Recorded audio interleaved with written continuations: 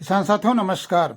आज की इस वीडियो में हम बात करेंगे एक ऐसी खाद के बारे में जिसका सही मात्रा में हर फसल में किस तरीके से उपयोग करना है और इसके डालने का सही तरीका क्या है और कितना डोज होना चाहिए और इसके साथ में क्या क्या डालना है, क्या फ़ायदे हैं और क्या नुकसान है। किसान साथियों, अगर वीडियो पसंद आए तो वीडियो को लाइक करिए और चैनल पर अगर जो किसान साथी पहली बार आए हैं चैनल को सब्सक्राइब कर लें। किसान साथियों, बात करते हैं आज सबसे अपने पौधे का मुख्य भोजन जिसे हम यूरिया देते हैं अपने पौधे को नाइट्रोजन के माध्यम से। नाइट्रोजन खाद के बारे में इस वीडियो में हम चर्चा करेंगे।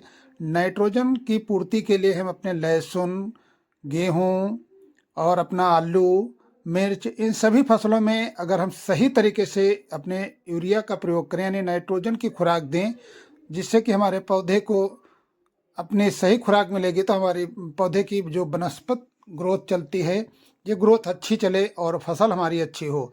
तो इसकी सही उपयोग की अगर हम बात करते हैं कि हर फसल में इसका सही तरीके से कैसे हम डालें जिससे हमारे फसल को पूरा इसका लाभ मिले और हमारी लागत घट जाए और इसका जो है हम उपयोग अगर सही तरीके से करते हैं तो हमारी फसल में लाभ भी बहुत मिले।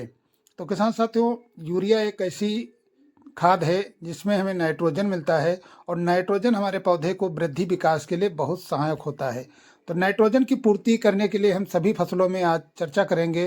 तो सबसे पहले हम बात करेंगे कि लहसुन में यूरिया का प्रयोग कैसे और कब करें।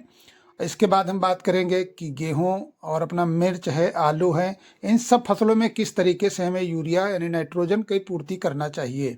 तो किसान साथियों, पहले चर्चा कर लेते हैं लहसुन की फसल में।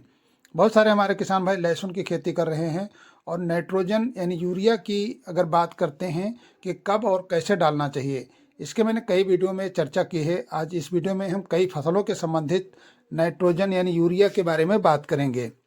किसान साथियों, यूरिया अगर हम अपने खेत में पूर्ति कर रहे हैं तो पहली सबसे गलती ये नहीं करना है कि बहुत सारे किसान भाई यूरिया का प्रयोग सिंचाई से पहले कर देते हैं जिससे कि हमारी जो यूरिया की मात्रा है ये आपने दी जो अपने पौधे के लिए, इसका लीचिंग हो जाता है। यानी यूरिया अगर आप सिंचाई से पहले डालते हैं तो जितनी दूर तक ज़मीन में पानी जाएगा उतनी दूर तक यूरिया यानी नाइट्रोजन की मात्रा नीचे को चली जाएगी, अपनी फसल को पूरे तौर से नहीं लगेगी। किसान साथियों, बात करेंगे कि मिर्च की खेती में हम यूरिया की अगर चर्चा करें, क्योंकि हमारे यहाँ मिर्च की खेती बहुत होती है। तो मिर्च की खेती में अगर हम यूरिया का प्रयोग नहीं करते, बहुत सारे किसान कहते हैं यूरिया हम नहीं डालेंगे, नहीं हमारे पौधे की बढ़वार हो जाएगी, तो इसमें भी नाइट्रोजन की पूर्ति होती है। तो नाइट्रोजन आपको यानी यूरिया के माध्यम से हल्की मात्रा में आपको बुआई करना है। साथ में अगर बात कर लेते हैं कि नाइट्रोजन की पूर्ति के लिए हम इसको सिंगल नाइट्रोजन यानी यूरिया को डालें या इसमें कुछ कोटिंग कर लें, ये पूरी डिटेल इस वीडियो के अंत में हम बताएंगे कि इसके साथ में क्या क्या मिलाना है सभी फसलों में। तो किसान साथियों, जैसे आप देख रहे हैं मिर्च की फसल बहुत अच्छी है और इसमें अगर हम यूरिया का प्रयोग नहीं करेंगे यानी नाइट्रोजन की खुराक नहीं देंगे तो हमारे पौधे को कोई लाभ नहीं मिलेगा।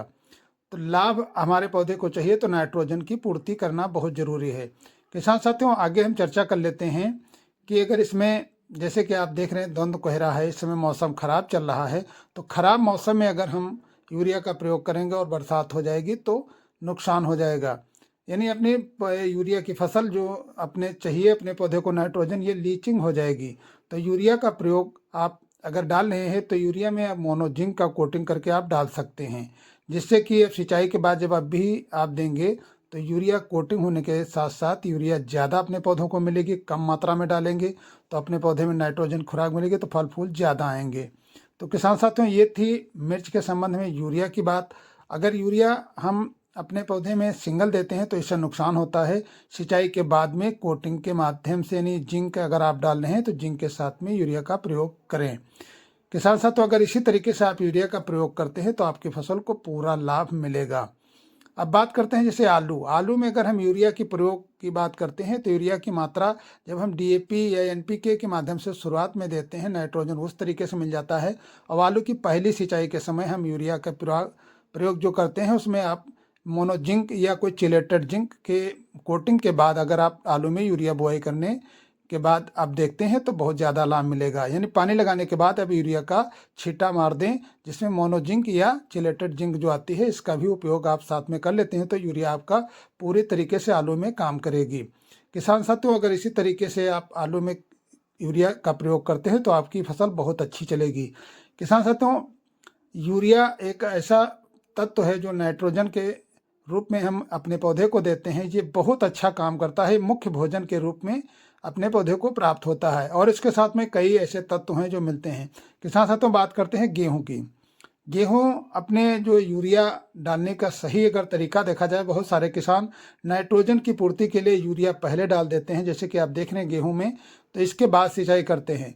अगर आपकी ज़मीन दोमट मटियार है जिसमें कई दिन तक नमी बनी रहती है, उस हिसाब से अगर आप यूरिया देते हैं तो आधी मात्रा आप जो देना चाह रहे हैं नाइट्रोजन की, सिंचाई से पहले दे सकते हैं, उसके बाद में आधी मात्रा पूर्ति करते हैं। या बहुत सारे किसान भाई सिंचाई के बाद अगर देते हैं तो बेहतर रिजल्ट देखने को मिलता है। तो किसान साथियों, अगर आप गेहूं की सिंचाई से पहले यूरिया न दें और इसके बाद में अगर आप यूरिया का प्रयोग कर रहे हैं, इसमें मोनोजिंक या कोई भी माइक्रोन्यूट्रेंट या चिलेटेड जिंक का कोटिंग यानी मिलाने के बाद अगर आप सल्फर है, इन सब चीज़ों के साथ मिलाकर के अगर आप यूरिया का गेहूं में प्रयोग करते हैं तो आपकी फसल बहुत अच्छी चलेगी। यानी पूरी नाइट्रोजन की खुराक अपने पौधे को मिलती रहेगी, जिससे हमारे गेहूं में कतने जो आप देख रहे हैं तमाम कल्ले हो जाएंगे और ज़्यादा कल्ले होंगे तो हमारे गेहूं की फसल बहुत लहलहाती नज़र आपको आएगी। जैसे कि आप देख रहे हैं हल्का गेहूं पीला है, और जैसे इसकी सिंचाई करेंगे और इसके बाद जब यूरिया की पूर्ति करेंगे और इसमें साथ में माइक्रोन्यूट्रेंट या कोई मोनोजिंक इस तरीके की जिंक का साथ में कोटिंग करने के बाद अगर यूरिया का प्रयोग कर रहे हैं तो यूरिया बहुत बेहतर रिजल्ट आपके पौधे तक देखने को मिलेगी। तो जब भी कोई भी फसल अगर आप लगाए हुए हैं और यूरिया का प्रयोग कर रहे हैं तो सिंचाई से पहले अगर हो सके तो यूरिया का प्रयोग बिल्कुल न करें, और सिंचाई के बाद जब भी यूरिया डालें तो सिंगल यूरिया का प्रयोग न करें। और किसान साथियों, अगर ज़्यादा धूप है, गर्मियों में जब हम धूप ज़्यादा होती है उस समय अगर यूरिया का प्रयोग करते हैं तो ये हमारी नाइट्रोजन एक तरीके की गैस है, ये गैस धूप की वजह से उड़ जाती है। तो इस तरीके से यूरिया का अगर आप प्रयोग करते हैं तो आपकी फसल अच्छी मिलेगी। धन्यवाद।